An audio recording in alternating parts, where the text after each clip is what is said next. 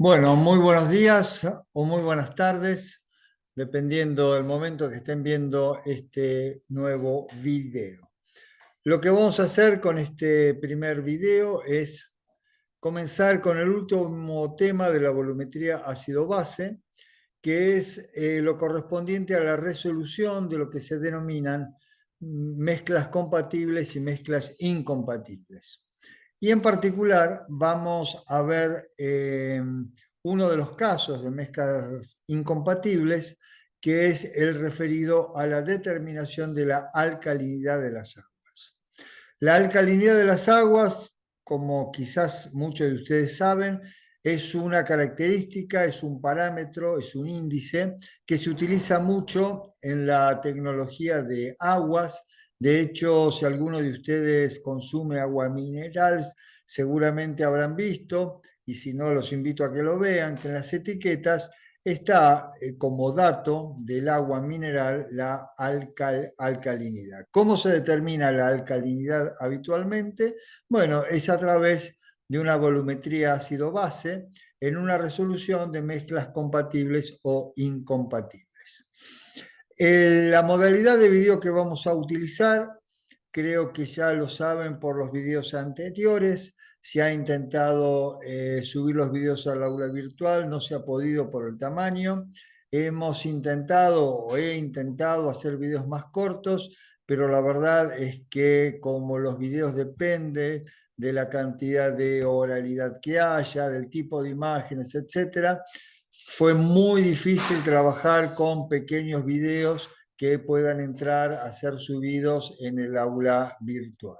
Por eso es que, si bien no es lo mejor, no es lo que correspondería como material que ustedes tengan, los videos se los he enviado por correo electrónico a través de Drive, y además, como una alternativa, los he subido a YouTube.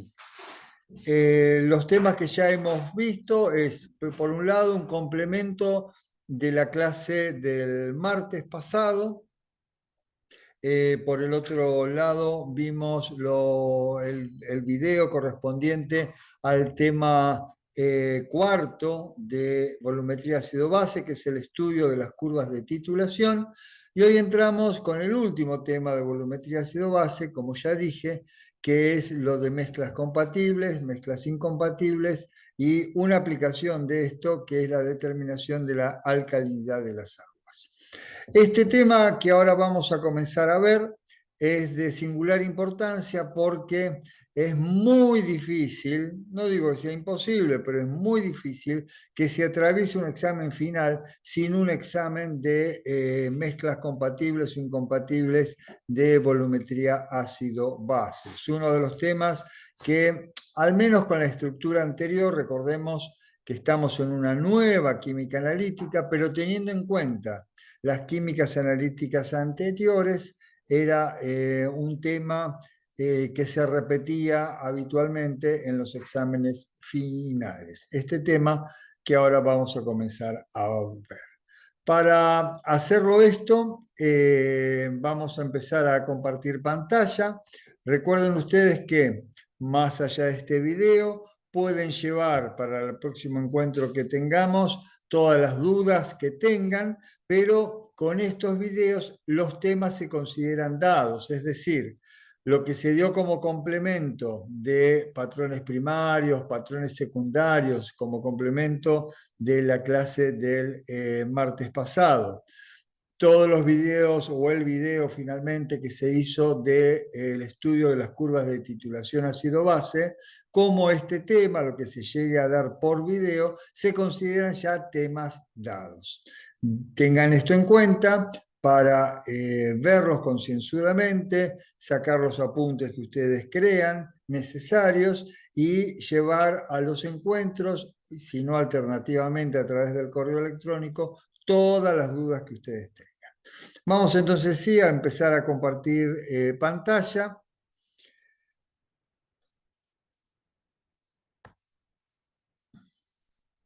En la pantalla tenemos esto, que es la parte 5 de volumetría ácido-base, que es justamente lo de mezclas compatibles e incompatibles. Lo que primero vamos a hacer es darnos cuenta que ya no estamos en un PowerPoint, estamos en un Word, pero es exactamente lo mismo. Lo primero que vamos a ver es la definición, qué son esto de mezclas compatibles o mezclas incompatibles. Antes de leer lo que está escrito acá, que ahora lo vamos a hacer, lo que queremos decir es lo siguiente. Yo estoy en el laboratorio, tomo por ejemplo un vaso de precipitado, agrego un componente sólido, otro componente sólido, agrego agua, los disuelvo y según quienes sean esos componentes sólidos, esos componentes, esas sustancias se van a mantener tal cual o van a reaccionar entre sí para formar otras sustancias. En el primero de los casos, cuando yo hago la solución y las sustancias que he colocado en la mezcla se mantienen tal cual, hablo de una mezcla compatible. Las sustancias no se transforman, no se produce reacción química entre ellos y por lo tanto son sustancias compatibles. Pueden coexistir, pueden estar juntas y ninguna de las dos sufre transformaciones. Lo contrario son las mezclas incompatibles. Se tratan de mezclas de dos o más sustancias. Nosotros siempre las vamos a tratar de a dos sustancias que no es posible que estén juntas sin reaccionar, sin interaccionar. Se produce una reacción química entre ellos de tal manera que no es posible que cada sustancia se mantenga inalterada tal cual nosotros la pusimos. Por dar un ejemplo que quizás ustedes conocen, si yo tengo bicarbonato y le agrego vinagre blanco que podemos tener en casa, bueno, ahí se produce una reacción química caracterizada por ese burbujeo que uno ve, que no es más que el desprendimiento de dióxido de carbono. Es decir, he tenido dos sustancias, ácido acético por el vinagre, bicarbonato de sodio, las junto pero no son compatibles, no permanece cada una de ellas inalterada, reaccionan entre sí para formar nuevos productos. Ahí decimos que esa mezcla está formada por sustancias incompatibles de estar juntas sin transformarse, sin reaccionar entre ellas. Vayamos a lo que está escrito. Existen mezclas de dos o más sustancias ácido-base. Nosotros, repito, vamos a trabajar con hasta dos sustancias.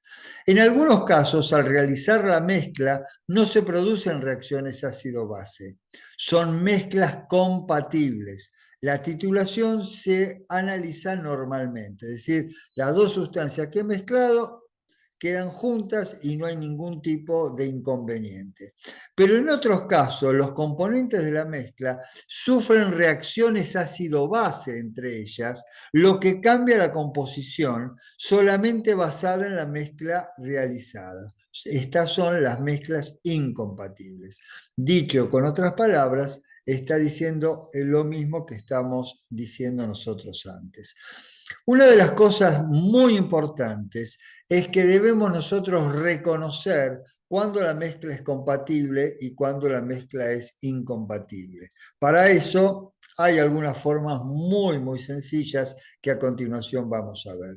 Pero el otro concepto que tenemos que tener en cuenta, que esto de mezclas compatibles y mezclas incompatibles, que nosotros los vamos a referir a la volumetría ácido-base, que nosotros los vamos a aplicar en volumetría ácido-base para determinar la alcalinidad de las aguas, no es un concepto que se centra y es exclusivo de volumetría ácido-base.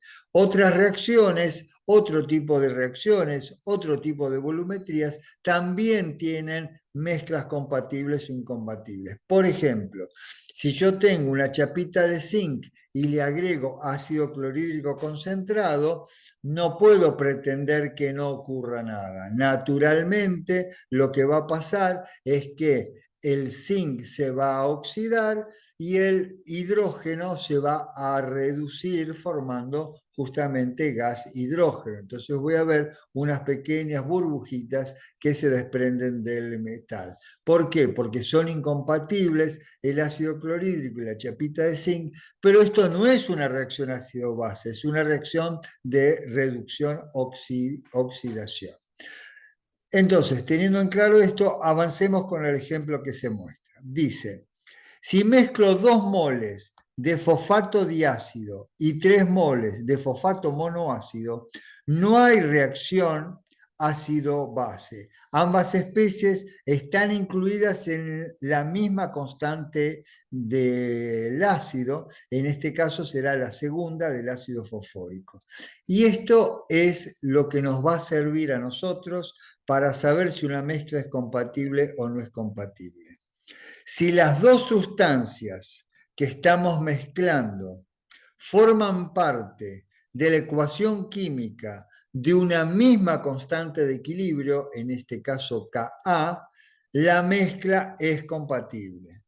Pero si, por el contrario, las dos sustancias que estoy agregando, las dos sustancias con las que hago la mezcla, pertenecen a distintas constantes de equilibrio, como ahora a continuación vamos a ver, la mezcla es no compatible, se produce reacción química y nosotros tenemos que escribir la reacción química. Ya vimos lo de mezcla compatible, fosfato diácido, fosfato monoácido, pertenecen a la misma constante de equilibrio de disociación, en este caso la segunda del ácido fosfórico. Vamos al ejemplo de la mezcla incompatible. Pero si mezclo 2 moles de fosfato diácido y 3 moles de fosfato, u ortofosfato, como ustedes quieran llamarlo, ambas especies químicas no están dentro de la misma Ka. Por supuesto, fosfato diácido está en la primera y en la segunda constantes del ácido fosfórico, mientras que el fosfato solamente pertenece a la tercera constante de disociación del ácido fosfórico.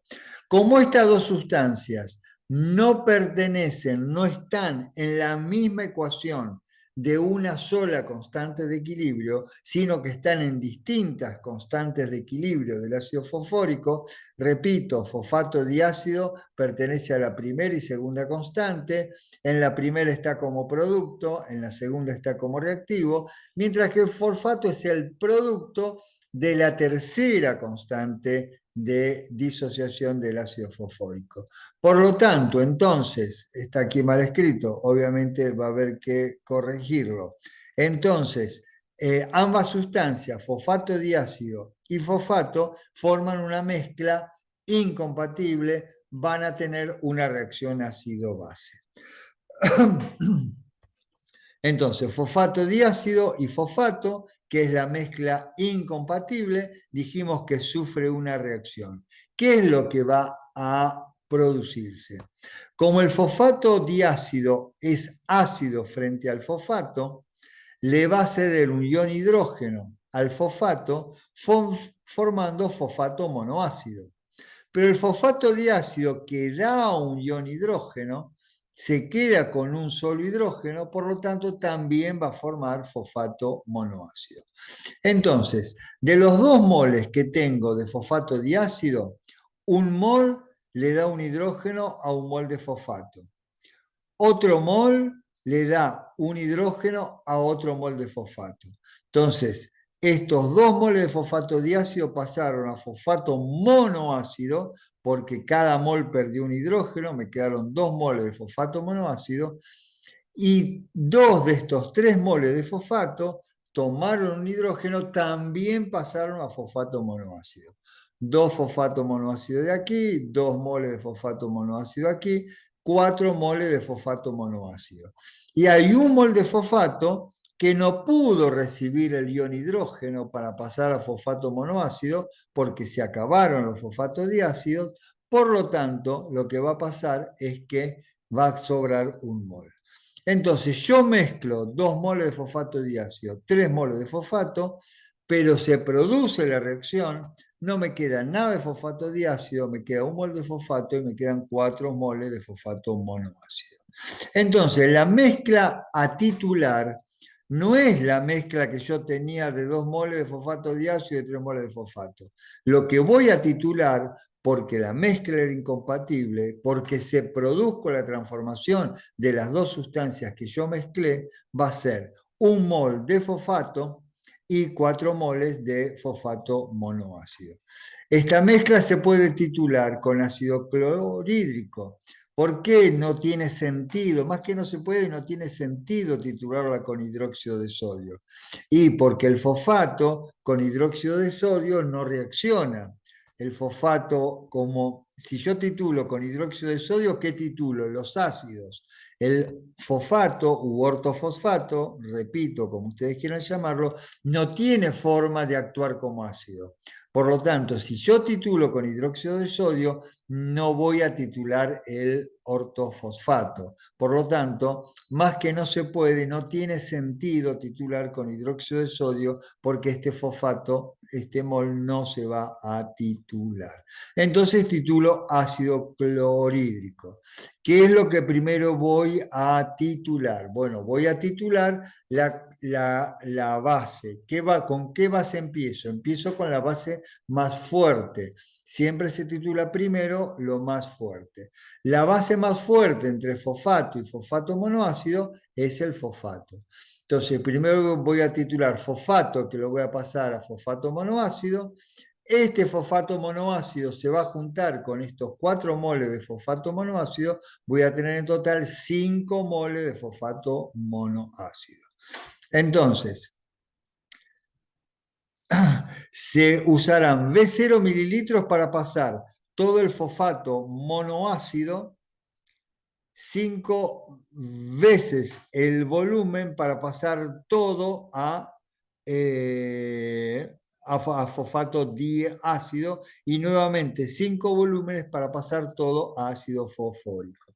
Es decir, para pasar a fosfato uso un volumen V0. Pero ¿qué pasa? Cuando fosfato pasa a fosfato monoácido, ya tengo 5 moles de fosfato monoácido. Para pasarlos a fosfato diácido, si con 1 mol usé de 0 mililitros, con 5 moles, estos 4 más el nuevo fosfato monoácido proveniente del fosfato, voy a tener 5 veces ese volumen de 0. Para pasar luego de fosfato diácido a ácido fosfórico, sigo teniendo 5 moles, voy a volver a usar 5 veces el volumen B0 inicial. Quiero decir, si para pasar de fosfato a fosfato monoácido usé 5 mililitros, para pasar de fosfato monoácido a diácido serán 5 por 5, 25 mililitros más, y para pasar de fosfato diácido a ácido fosfórico, 25 mililitros más. Ahora se puede dibujar la curva de titulación, cosa que les pido por favor que lo hagan. Es muy sencillo, pero practiquen hacerlo porque les va a venir muy, pero muy bien, se los aseguro, porque son cosas que van a tener que hacer en los exámenes parciales o sobre todo finales. Otro ejemplo, se tiene una mezcla de 2 milimoles de ácido fosfórico y 1 milimol de fosfato monoácido. Fíjense, ácido fosfórico pertenece a solamente está en la primera constante de disociación del ácido fosfórico, la constante que pasa ácido fosfórico a fosfato diácido. Mientras que fosfato monoácido está en la segunda y en la tercera. Está en la segunda, que es la que pasa fosfato diácido a fosfato monoácido. Y también está en la tercera, que pasa fosfato monoácido a ortofosfato. Por lo tanto, ácido fosfórico está en K1, mientras que fosfato monoácido está en K2 y en K3. no están las dos sustancias en la misma constante, en el mismo equilibrio, por lo tanto es una mezcla incompatible. No es compatible la mezcla de estas dos sustancias. ¿Qué significa que no son compatibles? Que tienen que reaccionar para formar una nueva mezcla. Al hacer la reacción ácido-base va a quedar un mol de ácido fosfórico y 2 moles de fosfato diácido. Una cosa que ustedes pueden hacer cuando ven cuáles son los productos es fijarse si la cantidad de fosfatos se mantiene constante. Veamos al ejemplo anterior. Yo tenía acá dos fósforos, acá 3 fósforos. Por lo tanto, al total tengo que tener 5 átomos de fósforo. Acá en el estado final tengo un fósforo acá, 4 fósforos acá, sigo teniendo 5 átomos de fósforo. Está bien. Vayamos al otro ejemplo. Si yo tengo un fósforo aquí y 2 fósforos aquí, en lo que tengan como producto de la reacción, porque la mezcla es incompatible, tengo que seguir teniendo 3 fósforos. ¿Qué es lo que va a pasar en este caso? Perdón, la mezcla era esta. Un fosfórico va a reaccionar con un fosfato monoácido. El fosfórico le cede un hidrógeno al fosfato monoácido, entonces queda como diácido. Y el fosfórico que le dio el hidrógeno, que tenía 3 hidrógenos, pasa a tener 2. Quiere decir que un fosfórico más un fosfato monoácido forman 2 fosfatos diácidos. Un fosfato diácido proviene del fosfórico que perdió un hidrógeno y el otro fosfato diácido proviene del monoácido que recibió ese hidrógeno del ácido fosfórico. Pero como sobra un ácido fosfórico, se terminó el fosfato monoácido, entonces terminó la reacción. Queda entonces un mol de ácido fosfórico y 2 de fosfato diácido. Me di cuenta que era una mezcla incompatible y resolví la mezcla incompatible diciendo cuál es la mezcla que en realidad se titula. Del mismo modo que en el caso anterior dijimos que no tenía sentido titular con hidróxido de sodio porque el fosfato no se podía titular, en este caso pasa lo mismo que aunque no tiene sentido titular con ácido clorhídrico. Como la mezcla final tiene ácido fosfórico, el ácido fosfórico con ácido clorhídrico no sufre reacción ácido-base, por lo tanto, esta mezcla, que es el resultado de la reacción luego de resolver la mezcla incompatible, no tiene sentido titularla con ácido clorhídrico, por eso la titulamos con hidróxido de sodio. Si para el primer punto de equivalencia, ¿cuál va a ser el primer punto de equivalencia? Fosfórico, le estoy agregando hidróxido de sodio, el fosfórico va a pasar a diácido. Si para ese se usó un volumen de solución titulante, por ejemplo, de 10 mililitros, cuando haga el segundo punto de equivalencia, que va a ser el pasaje del diácido a monoácido, ya tengo 3 moles de diácido, los 2 que tenías, más el nuevo que se formó por este mol de fosfórico, que fue titulado con el hidróxido de sodio, pasando a fosfato diácido.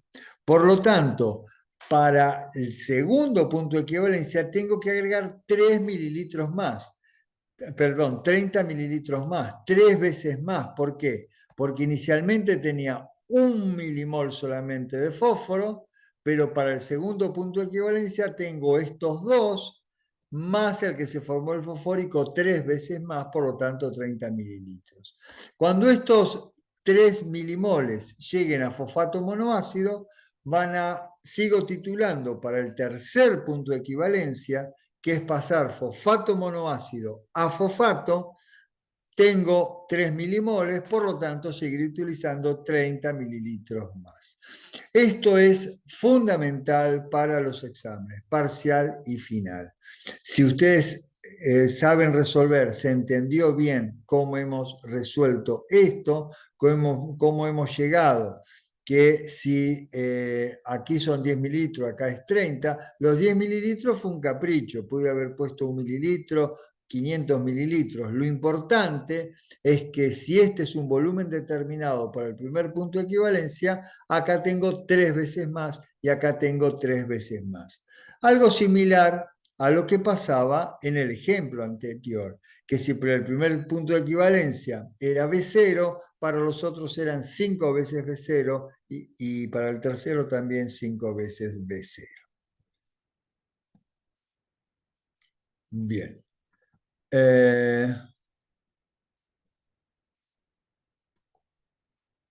Nota.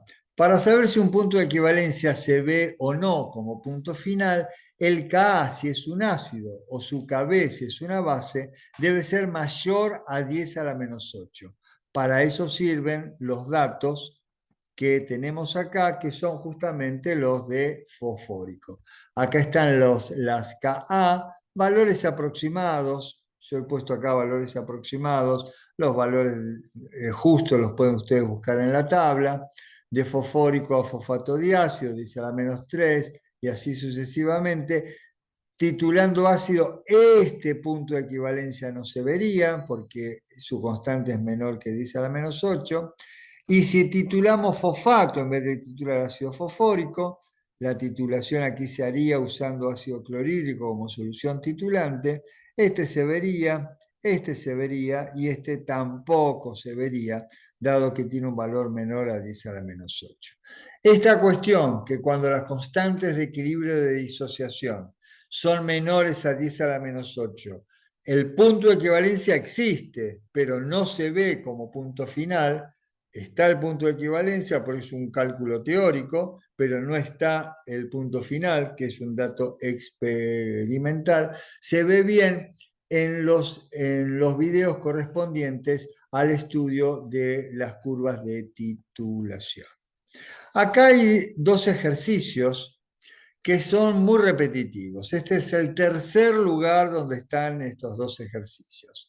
Están en la guía de enseñanza de volumetría, como ejercicios 6A y 6B, y también están en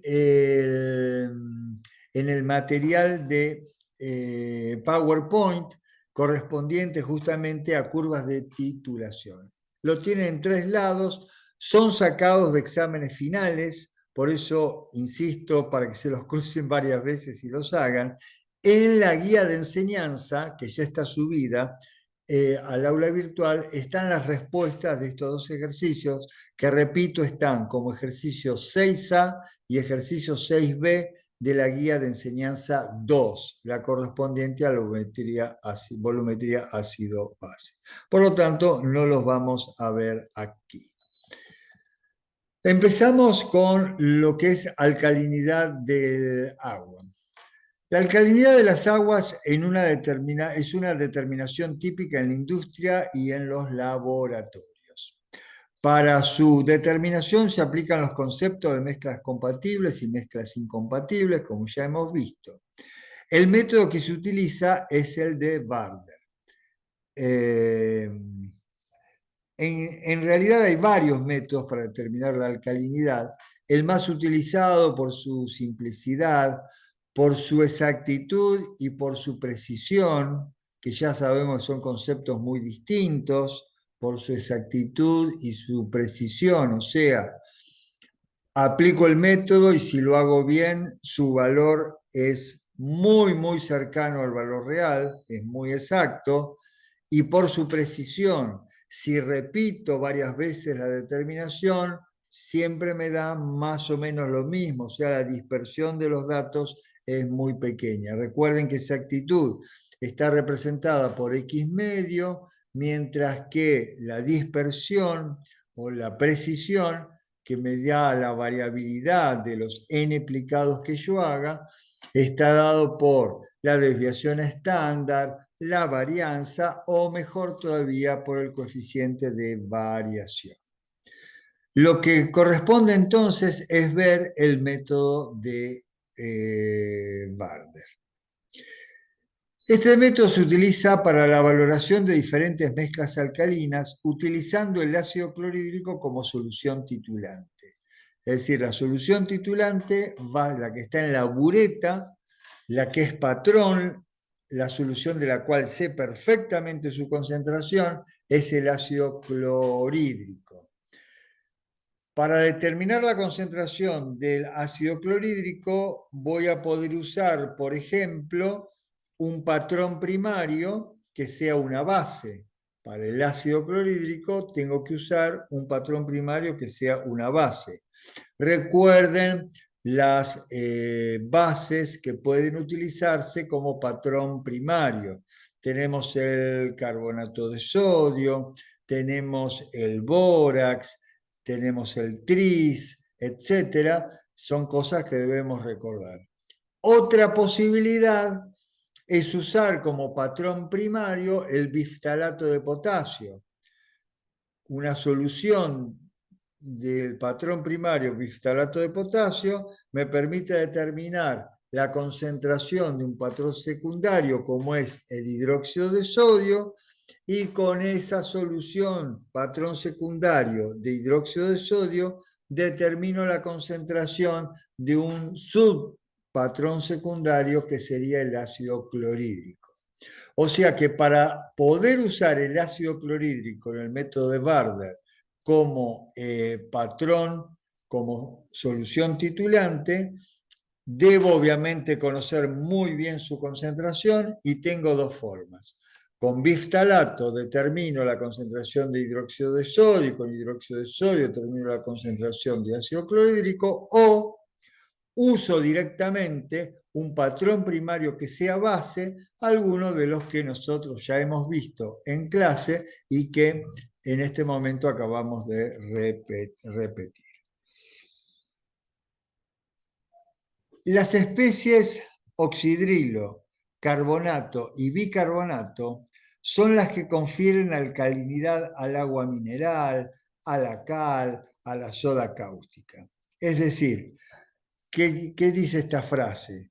Pequeña y dice mucho. La alcalinidad del agua, yo tengo un agua, quiero saber su alcalinidad va a estar determinada por la cantidad que tenga de oxidrilos, de carbonatos y o de bicarbonatos. Lo que sucede por mezclas incompatibles es que, por ejemplo, oxidrilo y bicarbonato no pueden estar juntos. Porque si a un bicarbonato le pongo una base, le pongo oxidrilos, el bicarbonato va a ceder este hidrógeno al oxidrilo formando agua y él va a quedar como carbonato. Entonces, de los tres componentes de la alcalinidad, nunca voy a tener a los tres juntos. Es incompatible, es una mezcla incompatible tener los tres juntos. Entonces, lo que voy a tener que hacer es tomar a estos tres componentes que determinan la alcalinidad de agua de A2. O hay oxidrilos con carbonato o hay carbonato con bicarbonato. Son las dos mezclas compatibles para la alcalinidad. La imposibilidad de que coexistan sin reaccionar oxidrilo y bicarbonato viene dada por la siguiente reacción, que es lo que acabamos de decir. Si el bicarbonato se encuentra con oxidrilos, se transforma en carbonato más agua. Dependiendo si está en exceso el bicarbonato, me quedará una mezcla compatible bicarbonato-carbonato. Si en esta reacción está en exceso el oxidrilo, me quedará una mezcla carbonato-oxidrilo. Entonces, la alcalinidad dada por esos tres compuestos, pero que solamente pueden existir de A2, oxidrilo carbonato, carbonato bicarbonato. Nunca están los tres juntos. Pueden estar dos de estos en alguna de estas dos mezclas, o puede haber uno solo. Puede ser que solo haya oxidrilos, o que solo haya carbonatos, o que solo haya bicarbonato. Quiere decir que voy a tener 5 posibilidades. Oxidrilo y carbonato, carbonato y bicarbonato, oxidrilo solo, carbonato solo, bicarbonato solo. Las 5 posibilidades son las 5 que se ven en este pequeño apunte que les he preparado, bueno, de aquí hasta el final, no tiene sentido recorrerlo todo ahora, utilizando el método de Barr. Por lo tanto, por ello, cuando se agrega hidróxido de sodio a una solución de bicarbonato, sucede alguna de las siguientes situaciones. Bueno, es lo que decíamos antes. Si la cantidad de moles de oxidrilo es igual, entonces solamente queda carbonato. Si hay más bicarbonato, va a quedar carbonato y bicarbonato. Y si hay más oxidrilo, va a quedar oxidrilo con carbonato. En A, B y C aquí se explica lo que recién he comentado de cuál de los dos, oxidrilo o bicarbonato, esté en exceso. El método de Barder permite conocer los componentes presentes y la concentración de cada uno de ellos y consiste en realizar dos titulaciones sucesivas sobre la misma porción de muestra. Esto es importante. Una sola porción de muestra, a ella le hago dos titulaciones sucesivas, dos titulaciones ácido-base, con dos indicadores diferentes. No confundir, por favor, con la volumetría por retorno. ¿Se acuerdan que había volumetría directa, volumetría por retorno? En la volumetría por retorno había dos titulaciones también, pero no tiene nada que ver con eso. En la volumetría por retorno eran dos titulaciones, se usaba un solo indicador en la segunda titulación. Acá son dos titulaciones sucesivas sobre la misma muestra, no hay volumetría por retorno y se usan dos indicadores, uno para cada una de las dos titulaciones sucesivas que se hacen. ¿Cuáles son estos indicadores que se usan? Se usa fenoftaleína, que tiene un rango de viraje entre 8 y 9,6 aproximadamente, y heliantina, que tiene un rango de viraje entre 3,1 y 4,4. En lo que sigue vamos a llamar BF al volumen de ácido clorhídrico necesario para que vire, para que se decolore la fenoftaleína. Como estoy titulando con ácido clorhídrico, el pH baja, quiere decir que todos los indicadores, los dos que uso, heliantina y fenoftalina, pasan de la forma básica a la forma ácida. Es decir, voy a venir, por ejemplo, de pH 10 y cuando pase entre 8 y 9,6, el fucsia va a pasar a incoloro, que es el pH, perdón, que es el color de la forma ácida de la fenoftaleína. Sigo agregando ácido clorhídrico, sigue bajando el pH, va a llegar a 7, 6, 5, cuando llegue entre 4,4 y 3,1 va a virar, va a producirse el cambio de color en la heliantina. Entonces, vamos a llamar BF el volumen de ácido clorhídrico necesario para que vire la fenoftaleína. Pasa de fucsia a incoloro, de la forma básica, color fucsia, a la forma ácida, incolora. Pasa de básico a ácido, pues estoy agregando ácido clorhídrico, el medio cada vez es más ácido. Y voy a llamar BH al volumen de ácido clorhídrico necesario para el vilaje de la heliantina, descontando el volumen de la fenoftaleína, o sea, desde el viraje de la fenoftaleína. VT, obviamente, es el total, es el volumen que se usó para que vire la fenoftaleína más el volumen que se usó para que vire la heliantina. Bueno, ustedes van a tener a partir de ahora, recordando esta notación, el desarrollo de las 5 situaciones. La primera es que si el volumen que usó para la fenoftaleína es un valor positivo, obviamente, y el volumen de la heliantina es 0, la muestra contiene solamente oxidrilos. La otra conclusión, si el volumen que se gasta de solución titulante para que vire la fenoftaleína y el volumen extra que se debe agregar para que vire la heliantina, perdón, estos dos volúmenes son iguales, la muestra contiene solamente bicarbonato. Si en cambio para la fenolftaleína se obtiene directamente incolora, no se gasta solución titulante para que vire al incoloro. Lo pongo y ya es incoloro. En cambio, para la eliantina se obtiene un valor determinado, la muestra solamente contiene bicarbonato.